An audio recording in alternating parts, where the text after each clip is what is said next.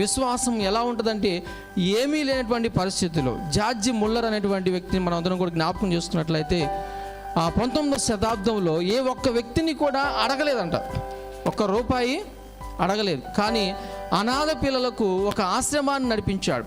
ఎలాగంటే విశ్వాసం ద్వారా. ఒక సంఘటనను గుర్తొస్తా ఉంది. ఏంటంటే, ఒకరోజు మధ్యాహ్నం వారి పిల్లలకి పెట్టడానికి ఏమీ లేదు. పిల్లలకి ఇంకా మధ్యాహ్నం భోజనాన్ని కూర్చోబెట్టాలి. ఇంకా ఆ రోజు అందరూ కూడా ఆయన దగ్గరికి వస్తూ ఉన్నారు. ఇదిగో మరి మన దగ్గర ఉండటానికి ఏమీ లేదు, ఏం చేద్దామంటే ఆయన ప్రార్థన చేస్తూ ఉన్నాడు. పిల్లలు సమయం అయింది, పిల్లలను భోజనాన్ని కూర్చోబెట్టండి అన్నాడు. ఎలా పలికాడు ఆ మాట అంటే విశ్వాసముతో. ఇంతలోకే గేటు ముందుకు ఒక లారీ వచ్చింది. లారీ వచ్చి హార్న్ కొడితే వాళ్ళు వచ్చి చెప్తా ఉన్నారు, ఇదిగో ఒక ఫంక్షన్ జరుగుతూ ఉంది, ఒక పెద్ద ఇంట్లో ఫంక్షన్ జరుగుతూ ఉంది.